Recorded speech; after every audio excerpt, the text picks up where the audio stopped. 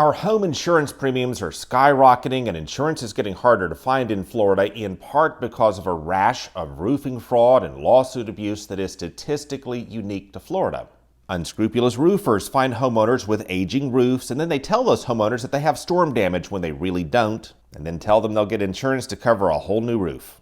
And in Florida, you get full replacement costs, not the value of what an aging roof is worth after years of wear. My roof was 2 months new, and we had a storm come through Central Florida, and I got a hanger on my door that said, "Hey, we're replacing roofs in the area. We see you have damage on your roof. We can get you a new roof for free, no cost to you, and we'll waive your deductible." With the promise of a brand new roof and assurances from the roofer, they'll get insurance to take care of it. They sell a lot of homeowners on signing what's called an assignment of benefits. It's the just sign here and we'll take care of everything form. And that signed form gives the roofer control over the homeowner's benefits. Roofers then sue the homeowner's insurance to pay for the new roof. And Florida has something called one-way attorney fees. It means the roofers who sue can make the insurance pay for all of their legal fees plus the cost of the roof if they prevail, while the insurance companies cannot recoup their legal fees from the roofers if insurance prevails. Well, insurance companies see the risk there. They weigh the cost of going to court and often figure it's safer and cheaper to just pay the bogus roof claim. And when they do settle, they still pay the roofer's legal fees accrued up to that point because Florida interprets prevailing to mean winning in court or settling a case. It all gives insurance companies motivation to settle quickly and increases their risk if they don't, and the bad actors know it. And that's how we're all getting burned. And it's why a lot of insurance companies do not want to cover homes in Florida with aging roofs. Last month, the state legislature addressed this by requiring insurance companies to cover homes with aging roofs up to 15 years old, and by banning those one-way attorney fees just for the contractors when they sue. But that part's being challenged in court by the roofers who say you can't ban them and not ban others. And on the other point, the head of state-run Citizens Insurance is warning their requirements that insurers cover aging roofs could backfire, that it could drive insurers to drop many more policies. Just as Pinellas State Senator Jeff Brandes warned in special session and as he explained when we sat down with him.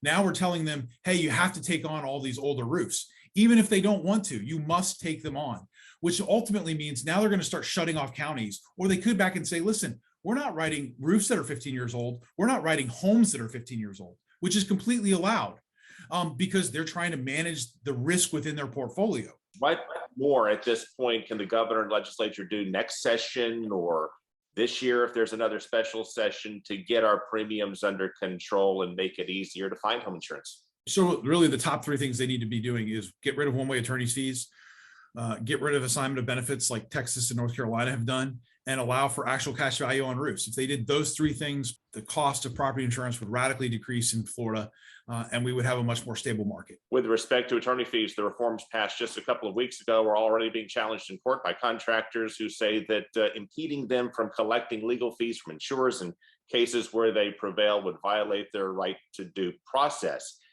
If they win that legal challenge in court, to what extent could that weaken or gut the reforms the legislature just passed and what you just called for to pass in addition to that? It would substantially gut them. And that's why we should just blanketly not stop one-way attorney's fees and disallow all assignment of benefits in Florida.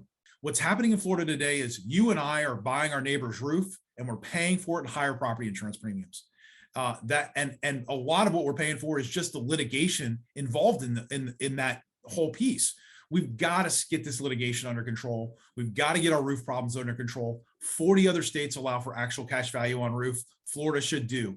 2 other states don't have assignment of benefits, and they've seen real good positive results to insurance rates because of the getting rid of assignment of benefits. And most states don't have one-way attorney's fees. So all Florida needs to do is move to the best practices that we see around the country, and we will solve the property insurance crisis. But we have the political courage to do it. And that's the thing that's frankly been missing. Senator Brandes, thank you so much for your time. My pleasure.